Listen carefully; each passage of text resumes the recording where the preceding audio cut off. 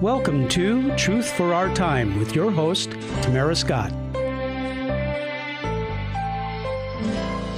And thanks for joining in. I am Tamara Scott, and we're listening to Truth for Our Time. And Friday mornings at 10 a.m., we do the show live. And thank you to those of you who are tuning in. I have to admit, I always thought it was probably me and a few bloggers in the morning on Fridays, and then the show would air on the radio on Sundays at noon on 99.3 FM in Central Iowa.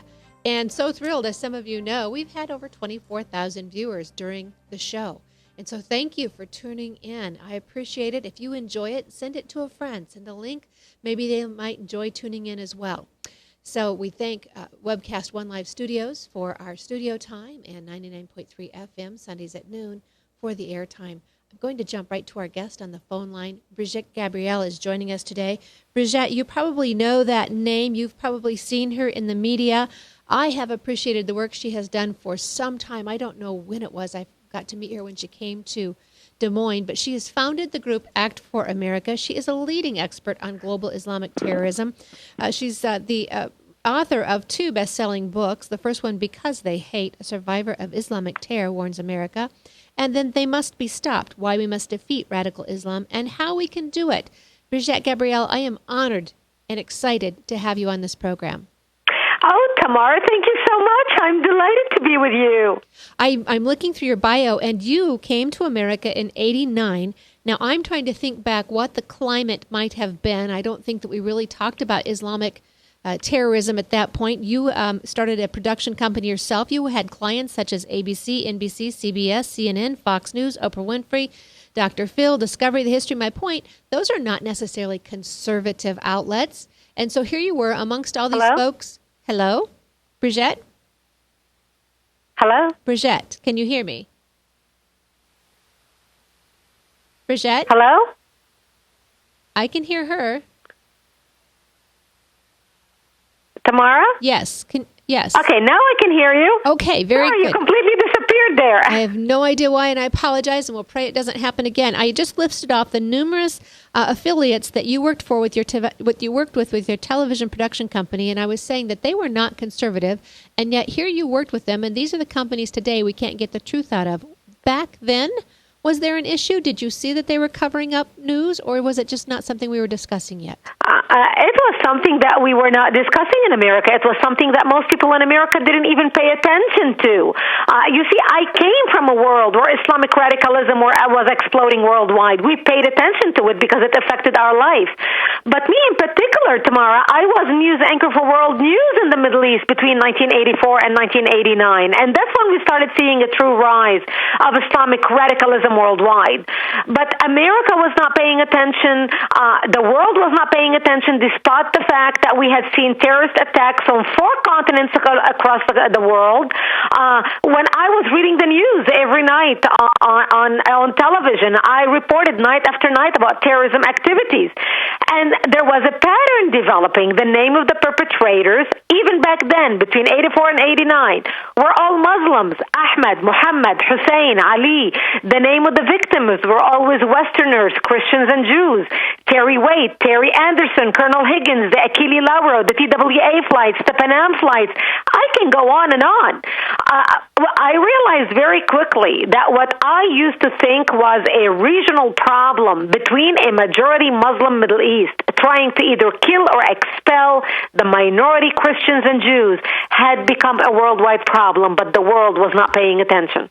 And so I just posted a link on one of our Facebook page, Truth for Our Time, that it is honestly a video, Brigitte, of Muslims tossing people they believe to be gay off rooftops.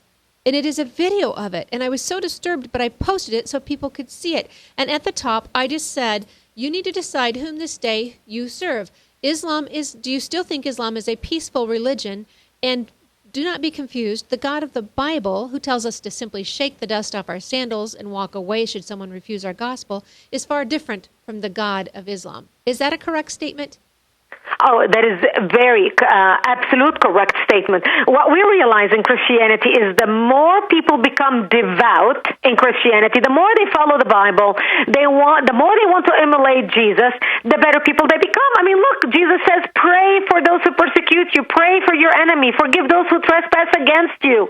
Whoever slaps you on one cheek, you turn the other one. The Bible talks about forgiveness and loving your enemy and praying for your enemy. So people who want to become more of a devout Christian emulating Jesus, the better people they become. This is how criminals are healed. This is why people who have been in prison are able to walk away and live a most amazing life, a meaningful life, becoming ministers, starting churches, and changing the world. But when we look at Islam, when people want to emulate the Prophet Muhammad, whom they consider the perfect man, al-insan al-kamil is what they call him, the more they want to become like Prophet Muhammad, the more radicals they become. The more they hate their enemy, the more they want to kill their enemy, the more, look at the Quran that talks about beheading people and killing people and stoning people to death. Jesus changed all that. Muhammad basically sanctioned all that. He made people be better Muslims if they kill the infidels, cut off their heads and smite their fingers and toes because they disobeyed Allah. That's what Muhammad talks about. That's the Quran. He himself ordered the beheading of 700 to 800 men in Arabia, Jewish men, because he did not like them. So what ISIS is doing today is nothing different than what Prophet Muhammad himself ordered and sanctioned. And so when Obama says there's nothing magical about the phrase radical Islam, he may be right because it's not radical or extremist, but it is devout Islamist. It is devout Islamist. You know, in my book titled They Must Be Stopped, my second book, I dedicated a chapter, and the chapter is titled Purists Drink Their Islam Straight. Because those who are devout, who are drinking their Islam straight, are basically what we in our culture today call radical Muslims. They're not radical Muslims. They are good Muslims following in the footsteps of the Prophet. But this is why, Tamara, we want so much education in our country and we want activism. This is the one thing I learned when I started speaking out after September 11th. You mentioned that, I had a TV production company, and I did all this stuff in my background. That's what I did until September 11th. Because as a survivor myself of Islamic radicalism, I realized on September 11th that what happened to me in Lebanon and the crazies I left behind have followed me to the United States. And that's when I created Act for America. We are now the largest national security grassroots organization in the United States with 300,000 members and over 1,000 chapters nationwide. We are the NRA of national security. Our focus is national security. We have chapters. I urge people who are listening to us right now, no matter where you're listening from, no matter what state you're listening from, we want you to go to our website, actforamerica.org, join us, get involved, become somebody who's making a difference for the country. I'm a firm believer, Tamara, that God uses people as instruments of change in His hand. We change the world by becoming active, not just speaking, not just praying. We didn't name the organization Hope for America or Wish for America or Pray for America. We named it Act for America because you can do all the above. You should wish, you should hope, you should pray, but without action, nothing changes. You're absolutely correct. Prayer paves the way. Action takes the land. I want to talk about the refugees, and I don't know how long we have you. I'd love to have you as long as you can stay with us today. But the refugee issue is what we're talking about. Let's talk a little bit about the cost, the danger. Of course, the Twin Falls, Idaho case has really brought some of this to light. But we're talking more about rapes happening in America now. And as you say, the perpetrators are usually named Mohammed. They come from a background that is an Islamic background. We weren't even allowed to know the nationality of the rape supposed alleged perpetrators in Twin Falls for quite some time. They really tried to mask that, in my opinion. But it turned out that they were Sudan. They were not Somali. They were Sudan, I think. Iraq. Okay. Actually, Sudan and Iraq, there were three of them. But here's the kicker. Cases of rape and sexual assault by refugees whom we have already taken into the United States, Tamara, are not only in Idaho. They are right now in Massachusetts, Idaho, Virginia, Utah, California, North Dakota, and Minnesota. All of these cases have one common theme. The perpetrators were of refugee status, and all of them were Muslims. This is the pattern of disrespect Muslim immigrants are displaying towards our women, our children, and our Western values.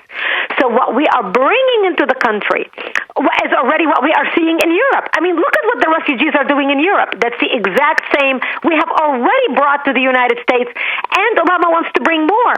And Tamara, we're not even talking about the diseases they're bringing with them, because the refugee cities have become a hub of foreign illnesses that were once eliminated in America. Cases of highly infectious bacterial diseases like active tuberculosis are now exploding nationwide. And this is the stuff that media is not talking about. For example, in Colorado, we have 16 cases of tuberculosis. Ohio, 11. Vermont, 35. Wisconsin, 117. Florida, 11. Idaho, 7. Indiana, 4. Kentucky, 9. North Dakota, 4. And by the way, the majority of these cases are drug resistant, which means that it costs taxpayers $150,000 per person, per refugee who has a drug resistant tuberculosis case, and it takes 6 to 8 months to treat them, and that money is coming out of our own pocket instead of it going to our own people to help them with whatever we need help. This is the stuff that they're not talking about. And here's the kicker. The refugee industry is organizing, the left, they are organizing a Bring More Syrian Refugee rally into America in August, in about 10 days in Washington, D.C., to pressure Congress to pass Obama's proposal where Obama wants to bring up to 200,000 refugees in 1 year, starting this October. Now, we at Act for America are organizing a national conference September 6th and 7th in Washington, D.C., and we need you there, all of you who are listening. The left is going to turn out people by the thousand on August 28th at their rally to pressure Congress. We need to do the same thing, and we need to pressure Congress. We need you in D.C. Go to our website, actforamerica.org, and click on our national conference, ActCon 2016, and register to come and send it to all your friends. We need you there. And that's ActCon2016.com. ActCon2016.com, September 6th and 7th. And they have reduced the cost to $229. I believe you're not even making profits at this point. You just want to educate people and get them there. And Brigitte, let's tell them why. Because our president is trying to bring in yet another group of refugees in October. I've heard figures as high as 100,000 to 200,000 refugees in October. I want you to address that. We've got to go to break in just 2 minutes, so we can talk about it when we come back as well. But also, let's discuss the UN selects what refugees we get. We don't even have control over that. When we're talking about vetting and extreme vetting, absolutely we want to do that as possible as the FBI and DHS says that it is. But we don't even get to pick the refugees that come. The UN does this? Exactly. The UN picks the refugees. The UN works with the State Department to bring the refugees. The State Department works with 9 federal contractors. 6 of them are Christian organizations who are not passing the bucket on Sunday morning for the cost of $1 billion to resettle these refugees. This is coming from taxpayer dollars. And Obama wants to go in front of the United Nations in September 19th to 20th, to tell them that Congress approved his proposal to bring 200,000 refugees. This is why our conference is so important, to pressure members of Congress to say not only no, but hell no to bringing more refugees into the country. We already see the writing on the wall. And so right now we always tell you 202-224-3121, 202-224-3121. Always have that number in your phone or on your fridge. That is the number for your federal, congressional, U.S. Senate members. Thank you, Goose, for getting that up on the screen for those of you who are watching live with us Friday on webcast1live.com. That gets you to any legislator or U.S. senator. And as Brigitte is telling you, tell them no money. You control the purse strings. We would not have a president that was so out of control, so overreaching and unconstitutional had we been following this and had Congress been controlling the purse strings. Brigitte, we have to go to break. I hope that you'll be with us just a little bit when we come back. I want to talk to you more about the cost of these refugees. Brigitte Gabriel, Act for America. You can get on their website and attend their conference this September 6th and 7th in D.C. You need to know, you need to be educated. Stay tuned. We'll have more for you. 99.3 FM.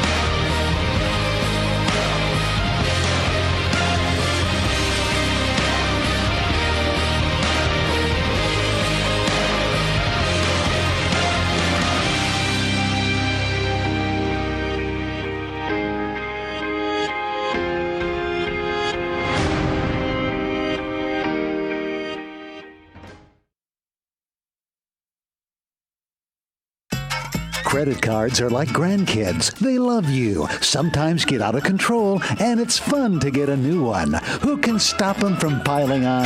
Hi, I'm Tom Coates with Consumer Credit of Des Moines. At the end of the day, you can return the grandkids, but you're stuck paying off bad credit card debt. We'll help you put the fun back into using credit cards responsibly. Right, kids? Yeah! If you need help getting credit cards off your back, call Consumer Credit of Des Moines. Hi, my name is David Burrier, your Hope Coach. I host a live weekly talk show called I've Been There every Thursday afternoon at 5:30, right here on webcast1live.com, and on my weekly radio program Saturday mornings at 10 on Truth Network 99.3 FM.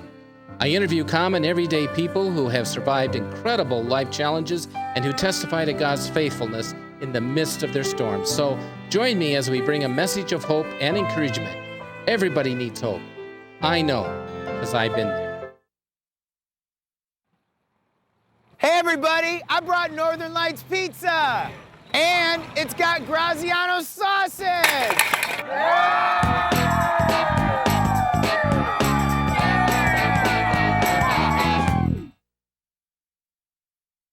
Rock and Prevention is celebrating 25 years of creating a caring community. We want to say thank you to the tens of thousands of Rock High School mentors that have carried our message of health, love, and encouragement to over 1.5 million children, teachers, and parents. Our mentors teach children methods and skills to prevent bullying and drug use. Thank you to all the school administrators, teachers, and counselors for their opportunity to serve you. Rock on, fair citizens, rock on! This is Pat McManus for Rock and Prevention, the Richard O. Jacobson Foundation, and this station. From the RE/MAX Real Estate Concept Studios, this is Webcast One Live. From the RE/MAX Real Estate Concept Studios, this is Webcast One Live. And you're listening to Tamara Scott, Truth for Our Time. We thank you for your time as we help you live God's Word in today's world. If He expects you to live through it, He's directed you how to do it somewhere in His Word. Brigitte Gabriel is my guest. She is the founder of Act for America. We have her for just a couple minutes more. Brigitte, thank you for joining us together. Our listeners, refugees, what more do they need to know? What can they do? We know we should call our congressional members. What can we do in our communities? What should we be on the lookout for? Well, here's what you can do. We at Act for America have formed the Refugee Resettlement Working Group. So if you're concerned about the refugee issue, go to our website, make sure you sign up and join the Refugee Resettlement Working Group, because we send you action alerts as to what you can do in your community and in different community. We have conference calls with members of Congress. We tell you what bills are coming down for in Congress, who sponsored it, who did not sponsor it, who in your elected officials, and I know we've got listeners from all over the country on the internet. So you may be living in different states. Make sure you sign up to get our emails and action alerts, because every state is different. So we may be dealing with something in Ohio that somebody is listening in Colorado who has something completely different. Make sure you sign up on actforamerica.org to get our emails and action alerts. If you're concerned and want to be active on the refugee issue, join the Refugee Resettlement Working Group, because you will get specific information tailored directly on the refugee issue and what you can do in your community. I thank you so much for taking time to join us. I think you have to run. I would squeeze every last minute I could of time with you. but I think you said 14 interviews yet today. So yes, thank you. 14 interviews today. Thank you so much for your time. Thank you for what you have the courage. Brigitte, I don't know if you noticed, but it's you, it's Pamela Geller, it's women who are speaking out because we understand the danger that is facing us. Do you have just enough time for one more question? Yes. All right. When Khizr Khan shook the Constitution at Donald Trump and challenged him, and yet Hillary and Obama had both taken oaths to protect it, and they've trampled all over it, can Khizr Khan even uphold it himself with the letters he's written, the papers he's written about Sharia law, which they believe oversteps any other law? Absolutely. Sharia law is a man-made law, and any devout practicing Muslim cannot with good conscience say he puts the Constitution over Sharia law. Otherwise, he's not a practicing Muslim. So he's lying either way. He is either a practicing Muslim or he is not. If he is not a practicing Muslim, then the Constitution is the law above all laws that governs everybody, just like we believe that. But a practicing Muslim cannot, with good conscience, hold the Constitution and say that he abides by the Constitution and lives by the Constitution, because according to Sharia law, which every devout Muslim follows, the Constitution is a man-made law and it cannot be followed. And so voting this election time, voters should, in your opinion, who's going to best protect America? Well, the decision is clear as to who can protect America. We already know what Hillary's record is. Somebody who's lying, somebody who endangered American people, who died, and there's no one has been accountable under her view, under her command as Secretary of State. She has led the world into shambles. Libya is in shambles. Iraq is in shambles. Yemen is in shambles. Syria is in shambles. Do we want the same, or do we want somebody to protect the country? The decision is very clear. Brigitte Gabriel has been my guest. She is the founder of Act for America. You too can go to actforamerica.org. You can join their conference in D.C. this September 6th and 7th. The cost is just $229. The education would be well worth it. ActCon, C-O-N, 2016.com. Thank you so much. We appreciate what you give to the rest of us. Thank you so much. And for those who cannot make it to the conference, if you cannot make it for whatever reason, stand with us and support us financially so somebody else can go. We appreciate you. And thank you so much, Tamara, for having me with you today. I appreciate it very much. Grateful that you could join us. And my thanks to Rebecca Moore, who is also with Act for America, a wonderful, terrific young lady that I had the opportunity to spend time with and to feed into and mentor a little bit in Sunday school years ago. I'm so pleased she's working for your organization. We love Rebecca. Thank you, Tamara. Have a great day. All right. Blessings. Bye-bye. Blessings. Thank you. Folks, if you happen to think about Brigitte Gabriel sometime during your day, I wish you would say a prayer for her. Can you imagine what she is under, the pressure she is under, and I would guess the resistance that she probably gets. And I'm going to say that because just in this case in Twin Falls, Idaho, this rape case that took place, a 5-year-old mentally challenged girl, in case you have not heard, it didn't make the news like so many other news stories that happened to just go viral in the mainstream media. It wasn't a cop involved. There wasn't a shooting of a black person by a cop, so it didn't pick up that media. And I'm not being racist when I say that, but you have to admit we give undue precedence and we build and foment unrest in this country when our media does this. And yet a growing problem, as Brigitte has said, is refugees coming into this country. You can do a search on Sweden, you can do a search on Norway, and you can see the sexual assaults and the rapes that are taking place there in that country. Paris, we now know 751 no-go zones where you just simply do not go. I don't even think the police go in there as well because, as Brigitte just said, Sharia law trumps any other law, and so there is no respect for American law, Paris or Sweden or London or any other country's law. And so here we have in Twin Falls, Idaho, and Leo Hohmann and Lee Stranahan have both been terrific writing about this. WorldNet Daily and Breitbart, how we can get our news when we can't trust the media, because people will say, is it a credible news source? And anymore, to me, that's not the issue. It's, Drudge Report wasn't well known before he talked about a blue dress. It's that the mainstream media doesn't tell the truth that they do know. So anyway, in this case, a 5-year-old mentally challenged girl stripped naked by a young boy who was 10 and one who was 7, coached by a 14-year-old who videotaped the assault. So when I say allege, I'm being kind. They videotaped it. The father of the victim has watched a portion. He cannot watch the whole thing, he said. He's watched a portion of it. I won't say what they did to her on radio because some of your kids may be with you.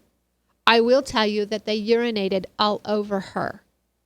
And when I read my Quran, and I didn't bring mine with me today, there is a verse in there that talks about urine, and that there's even a worse penalty or punishment in what we would consider hell if you have urine on your clothing. And so to me, it's not just the defilement of what they did to her. There is probably a symbolism in what they do when they do that to someone.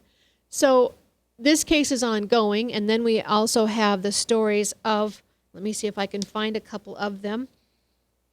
The U.S. Attorney, Wendy Olson, in Idaho, has threatened people in the Twin Falls area not to give any disparaging or false or inflammatory information regarding Islam. I'll see if I can find that sheet. I've got it all out here labeled out, but I have a whole stack of papers with me today. Let's see. That is something I want to come back to as well. Michelle Bachmann has even weighed in on this, and of course we absolutely appreciate Michelle Bachmann's wisdom. So would love to see her involved in an administration should Trump be so blessed to be our leader, and should we be so blessed to have him elected.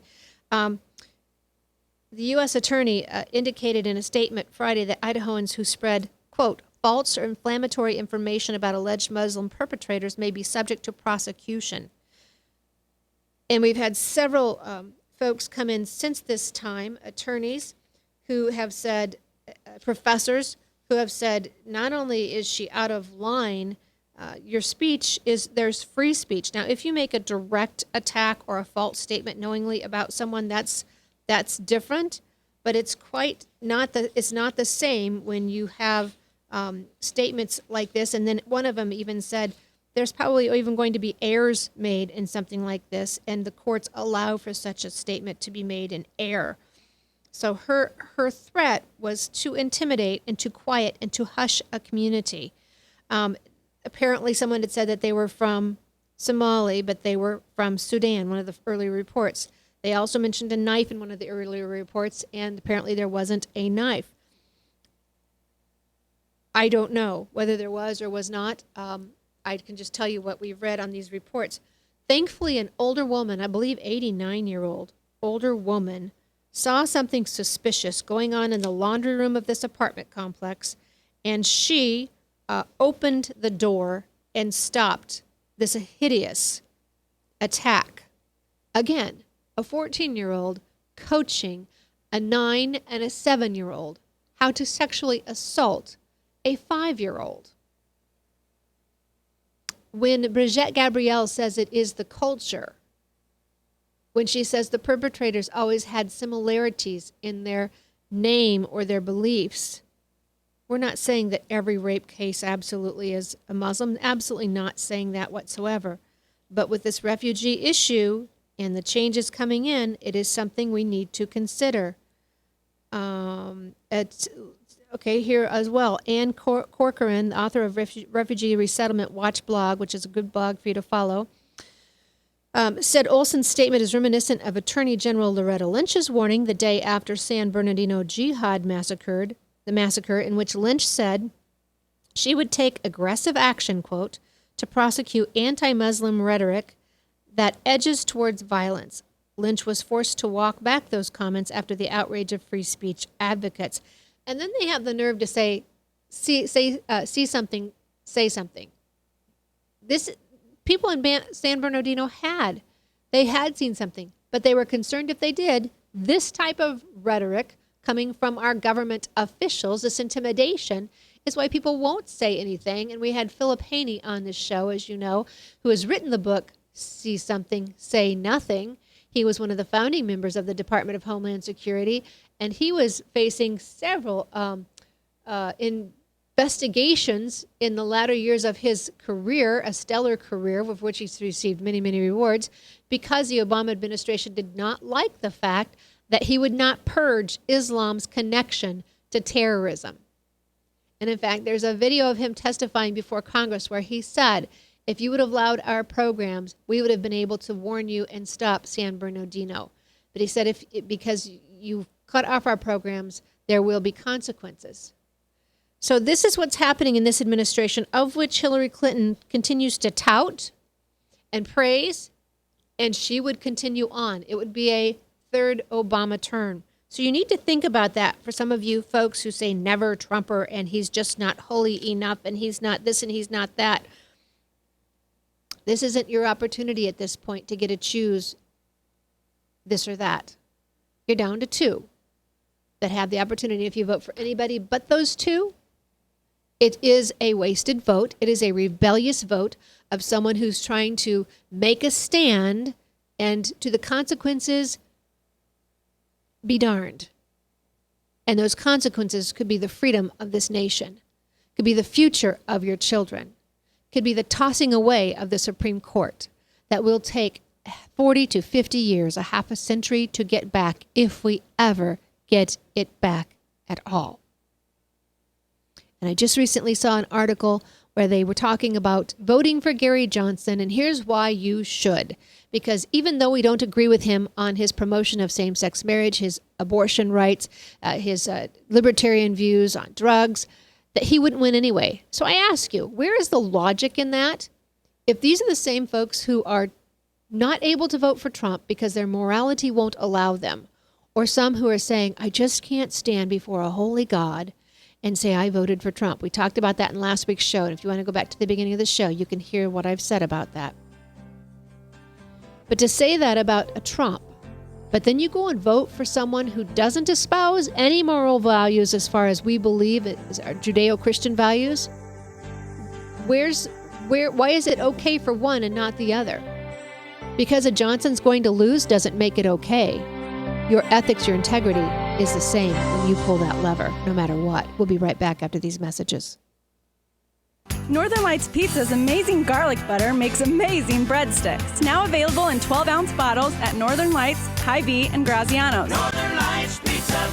I'm Brian Leach, owner of Service Legends, and my position is Chief Talent Officer. I'm Nicholas Wonderscheid. I am Bernie Hobbs. And I'm the Service Manager. Marketing Director and Client Relations Manager. Everything that we do is about ensuring that we exceed your expectations. Our clients are important to us. 100% satisfaction. We're not just focused on heating and cooling. That's the easiest part of our job, actually, is fixing furnaces and air conditioners. Everyone that we come in touch with, we want to improve lives. Bottom line is, we've got our installation guarantees, 25% energy savings guarantee, comfort guarantee, temperature selection guarantee, property protection guarantee. 100% satisfaction guaranteed, fixed rate or it's free. All of those guarantees are backed up with a 100% money-back guarantee to hold ourselves accountable to making sure that you get what you're after. Just fixing the problem today. If they have another problem 5 days down the road, it's still fixed rate or it's free. We use what's called straightforward pricing. Our technicians are going to give you an exact to-the-penny price on what it's going to take before they move forward with any repair. That way you know what to expect. It's the same price every day. No surprises. If you get off work at 5 o'clock in the afternoon, you come home, you realize that, oh, my furnace is broken. Now you need to call somebody out that night. You shouldn't have to pay more for that. We're guaranteeing service 24/7. We run afternoons, evenings, nights, weekends. We're staffed to work that. Phone rings at 3 in the morning. You'll get one of our representatives answering the phone every time. We're not sending you out to Timbuktu in some call center. It's our Service Legend team members, our mission control team. I'll take a call anytime. And then they answer the phones the same way during the day as they do at night. It's a great day at your service company. How can we make you smile? That's the only way to provide true 24-hour service. When you're able to let somebody actually live in their home safely when they weren't able to do that before, where they don't have to stay up at night and worry about, is the heat going to come back on? Are we going to freeze the pipes? Is the baby in the room next door going to be sick because they got too cold? When you're able to help somebody overcome challenges like that, that's impacting a life. That makes a difference. I get goosebumps thinking about it. I love the team. I love the people that I work with. We have fun, but we work hard.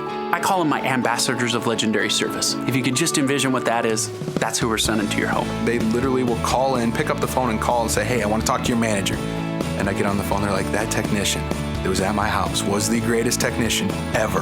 That's cool to me. We want to brighten people's days. Every person that we have going into the house has gone through an extensive background check. Drug testing, we have a very thorough interview process that 1 out of 140 people make it through. If we promise you something, that's what you're going to get, no matter what. We're here when you need us to protect the safety and comfort of your family. If you're not happy, we're going to make it right. If we're willing to put 100% money-back guarantee on what we do, what type of work do you think we do? Give us a call. We're there for you 24/7, 365 days a year. Enough said. From the RE/MAX Real Estate Concept Studios, this is Webcast One Live.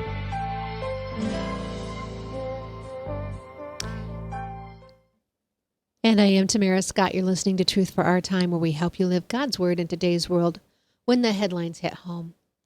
Thanks for tuning in. You can join our show every Friday, 10 a.m. live on Webcast One Live Studios or 99.3 FM on the Truth Network in Central Iowa.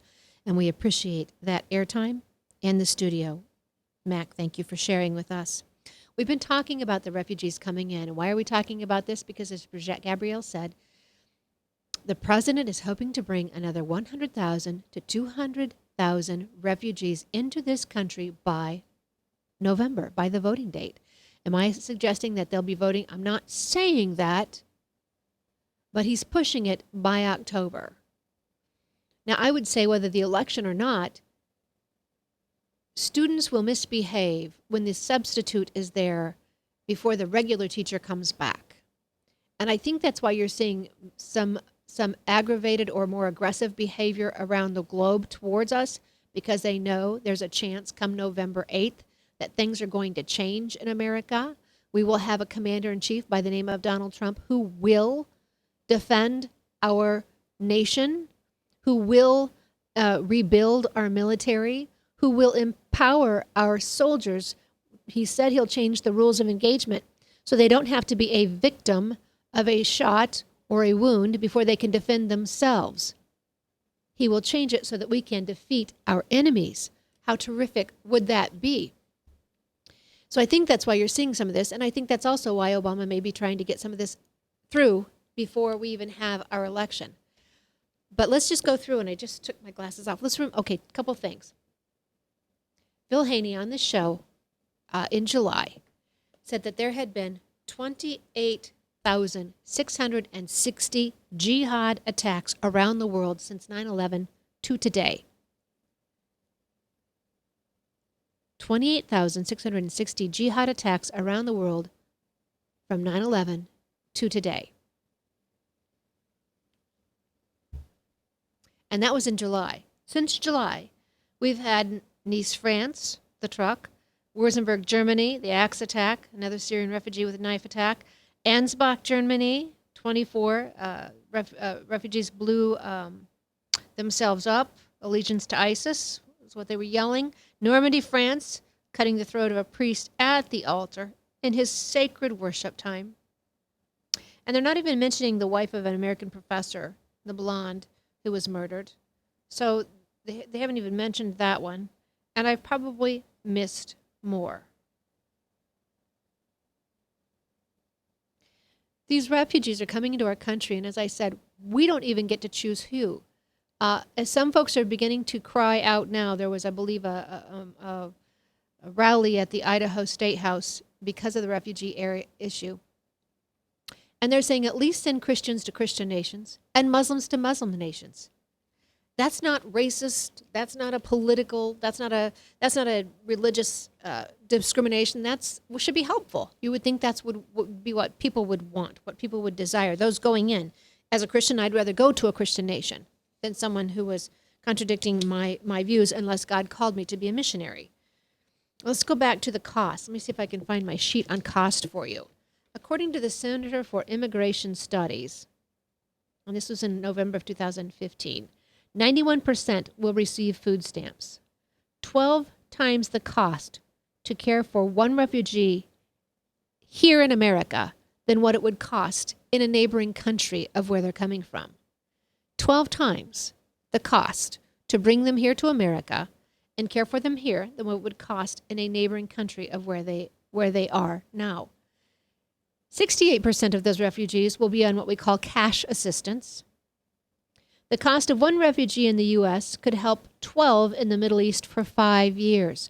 So if you're calling out on this because you're a humanitarian, then you need to understand, as a humanitarian, you could help 12 more 4 years longer if you set up this safe program in the neighboring countries where they're from. And this is something that Donald Trump, Sean Hannity, and a professor or an author of a book were discussing at their Wisconsin event, and I can't think of that gentleman's name right now. Defeating Jihad, I think, is the name of the book.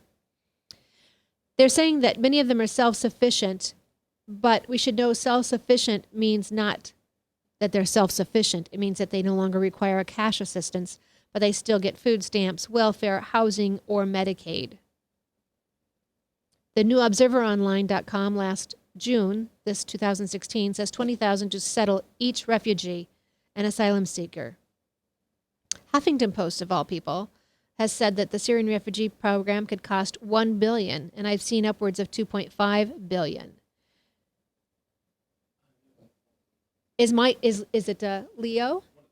Excellent. Leo, I thank you for calling into the show. Leo Hohmann has been one of the writers on this from the forefront. Leo has been a good friend to come on this show. Years ago, Leo, was it you that wrote The Stealth Jihad? Yeah, I sure did. Good to be with you, Tamara. Thank you so much. I know you're busy today, and when Brigitte could not stay with us, I just zipped and called you, and thank you for being at the ready to help educate Americans. You've been warning us for this. When you and I had that show, we got mocked, right-wing watch, some of the other groups, just, all kinds of resistance and making fun of us as that jihad that they like to do socially so that they isolate us and quiet us. Give us what you see happening today with the refugee situation.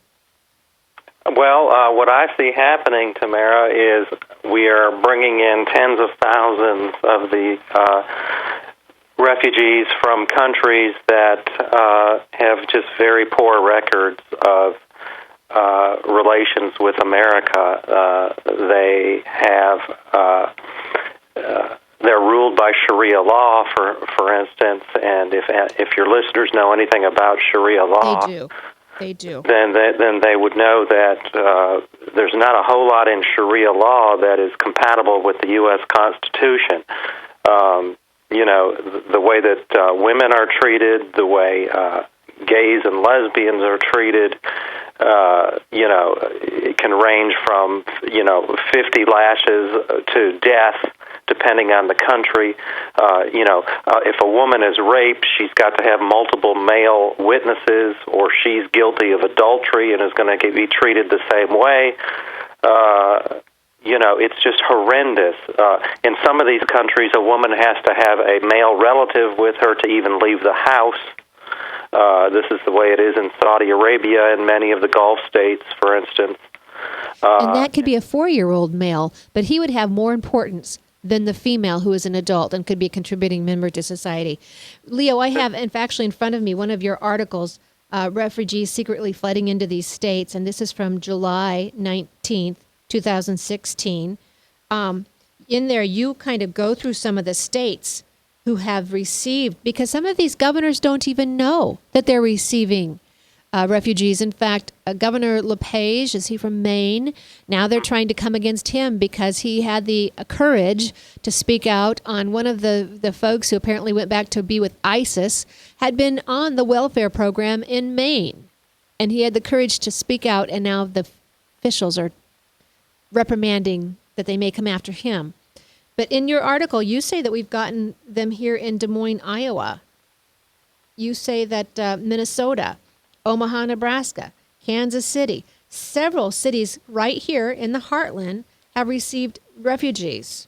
Yeah, and they don't even have to be large cities in many cases. The more I've researched this, the more I've been finding, little tiny cities, like Clarkston, Georgia, or, Cumming, Georgia, or, just, this is my home state of Georgia, so I'm just ripping off a few small towns here. But, Marietta, Georgia, where I live, has gotten a few Syrian refugees. These are not household names like, that everybody would think, New York, Chicago, Miami, Los Angeles. They were flooded years ago, but now the State Department and working with the United Nations is bringing refugees here into this country and bringing them into small and medium-sized cities. And what concerns me, Tamara, is it takes a long time to Islamize a large city of 1 million people. it's not going to take as long to Islamize Clarkston, Georgia. Right. Hold that thought. We've got to go to break. Can you stay with us for a few minutes after the break? Sure. All right. Leo Hohmann is my guest right now. You can find him on WorldNet Daily. Stay tuned. We'll be right back after these messages.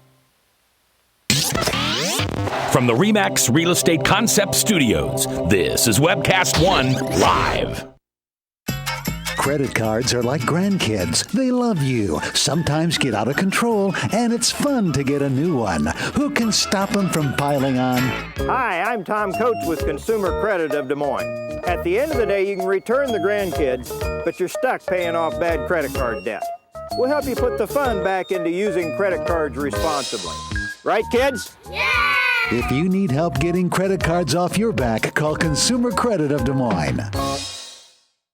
Rockton Prevention is celebrating 25 years of creating a caring community. We want to say thank you to the tens of thousands of Rock High School mentors that have carried our message of health, love, and encouragement to over 1.5 million children, teachers, and parents. Our mentors teach children methods and skills to prevent bullying and drug use. Thank you to all the school administrators, teachers, and counselors for their opportunity to serve you. Rock on, fair citizens, rock on! This is Pat McManus for Rockton Prevention, the Richard O. Jacobson Foundation, and this station. Northern Lights Pizza, your home of the tasty crust. Our garlic butter sauce now available in 12-ounce bottles at Northern Lights, Hy-Vee, and Graziano's. Northern Lights Pizza. Hi, my name is David Burrier, your Hope Coach. I host a live weekly talk show called I've Been There every Thursday afternoon at 5:30, right here on webcast1live.com, and on my weekly radio program Saturday mornings at 10 on Truth Network 99.3 FM. I interview common, everyday people who have survived incredible life challenges and who testify to God's faithfulness in the midst of their storms. So join me as we bring a message of hope and encouragement. Everybody needs hope. I know, because I've been there. From the RE/MAX Real Estate Concept Studios, this is Webcast One Live. From the RE/MAX Real Estate Concept Studios, this is Webcast One Live.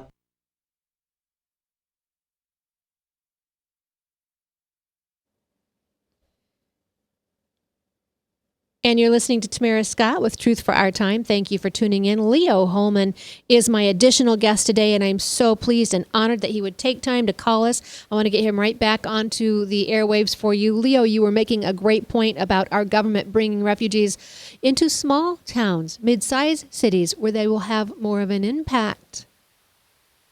Right. And then what we're seeing is when some of these refugees run afoul of the law, like in Twin Falls, Idaho, where we had 3 refugee boys, the oldest of which is 14. Some say he looks a lot older than that, but let's give the benefit of the doubt and say he is. And I just took our listeners through that just before you came on. So oh, good. Okay. Yep. So you're somewhat familiar with this case. We've had 3 boys, ages 14, 10, and 7, refugees from Sudan and Iraq, involved in the sexual assault of a 5-year-old girl, special needs girl, in her own apartment complex in Twin Falls. And what we've seen happen there is that the entire establishment, from the media to the police to the city council to the prosecuting attorney who's supposed to have the victim's interests solely at heart, we've seen them all rally to the support of the perpetrators, the alleged perpetrators who did this, what we believe is a rape. Right. And we have very good evidence. We have it on video to show that it was a rape. Right. And the prosecuting attorney and all these others have been downplaying it ever since. He's been going on radio stations and TV stations talking about how, it really wasn't that serious. It's not as bad as these rabid activists, anti-Muslims, Islamophobes are making it sound. It was a sexual assault. It wasn't a rape, and it wasn't a gang rape, and there was no knife involved. And we're not sure that it's refugees. Now, this crime took place more than 2 months ago, Tamara. Right.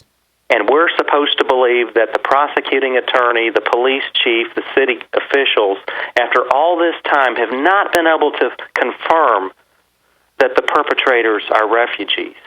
Well, and interesting enough, you're talking about Wendy Olson, the U.S. attorney who made these veiled threats. Yes. David Yerashami, who's represented Pamela Geller and other prominent activists in types of cases like this, said that her not-so-veiled threat is closer to illegal speech by a government official than the speech that she threatens. And then, right. And what really makes it egregious is we're now seeing a pattern, and this goes back to the point I was making about the protected class of Muslim refugees. Right. Where it wasn't just Wendy Olson in Idaho. We've seen the same type of outrageous, outlandish threats being made from Loretta Lynch. Right. Loretta Lynch did it after the San Bernardino attack, if you recall. Yep, we just talked about that as well. And here's U.S. Attorney from Minnesota, Andrew Luger, did it after several Somali Muslims ran afoul of the law over there. He made a similar threat that people better be careful of what they say. And we know this is happening, carte blanche in Europe, in Germany, and these other countries where people have actually been prosecuted now for putting comments on Facebook that are critical of Islam. And so... And let me just, this one point, in this article, let's see, who wrote this one? This is by you. I didn't even know this one was by you. This is June 27th. You can find it on WorldNet Daily. But you have a great one there about Nation of Islam leader Louis Farrakhan can call 10,000 black men to rise up, stalk, kill white cops, and that's considered protected free speech? Right. That's protected. See what I mean? We have a protected class. We have one set of rights for this protected class over here. And then we have another standard that we apply to everyday regular Americans when it comes to speaking critically about Islam or Muslims. So we want our listeners, I'm telling our listeners to call the 202-224-3121 number and tell your congressional members and your Senate members, do not fund the purse on this anymore. Refugees, close it down and tell the president no more. But here's the deal, Leo. I talked about the cost before you came on. I went through several figures of the cost, and that $257,481 per household to resettle a household of refugees in the U.S. That's $257,000 per household. It would be so much cheaper to keep them in their country, which is what Trump is talking about. But here we are, it's costing us as taxpayers, and yet the government is taking our tax dollars and giving it to employers and companies, I believe, like the Chobani company, if I'm saying that yogurt company right in Idaho. Am I correct that are they getting incentives to hire refugees? I don't know the specifics with the incentive deals that have been hammered out with Chobani, but I do know for a fact that they are receiving a steady stream of refugees to work in their plant there, and 30%, they have admitted that 30% of their workforce at the Chobani plant in Twin Falls, which is the world's largest yogurt plant, 30% of that plant is staffed by refugees. So, the pattern is clear, and it's not just Chobani. I'm told that there's other industries in and around that area that are also hiring refugees. And one of the biggest mistakes we can make in fighting this program, Tamara, I believe, is to lay it all at the feet of President Obama. Right. I see this done time and again by conservatives. That is a huge mistake, and I'll tell you why. This country's been bringing in Muslim refugees at least since Ronald Reagan was president. He brought in Afghan so-called freedom fighters after that war with the Soviet Union in Afghanistan. And Rambo 3, the movie, glorified the freedom fighters in that movie in the 1980s. They were great pro-American heroes. They were Sharia-compliant jihadists, if we want to know the truth, that used us in a war against the Soviet Union, and then turned on us as soon as the first opportunity they had, and Osama bin Laden came out of that whole movement there, and it continued under the first President Bush. With his first Gulf War against Iraq, we brought in thousands of Iraqis. It continued further with President Clinton, who brought in Iraqis and started bringing in Somalis and started bringing in Bosnians. and then have continued under George W. Bush, who brought in way more Somalis and way more Iraqis. And now it continues further under President Obama, who just now, by the way, after 7.5 years in office, is approaching the number that was brought in by his predecessor, George W. Bush. So when it's all said and done, he may eclipse his predecessor a little bit, but not by much. And so we only have 30 seconds left. This program is fully supported by our Republican Congress under Speaker Boehner and now under Speaker Paul Ryan. It is definitely a bipartisan program to bring in to Islamize America. And that's what Brigitte Gabriel was warning our listeners to call Paul Ryan and let them know, let all of our congressional members know, done deal, no more. We're standing strong. We can't afford it. And it is not compassionate to drag them across the sea over here. Let's put them in countries close by, safe countries near where they are from. Right, while we leave the Christian refugees in place to be persecuted by ISIS. Right. Leo Hohmann has been my guest. I thank you so much for coming on with us. We are out of time, listeners. You can find more about him at WorldNet Daily. Stay tuned. You've been encouraged. Never be complacent.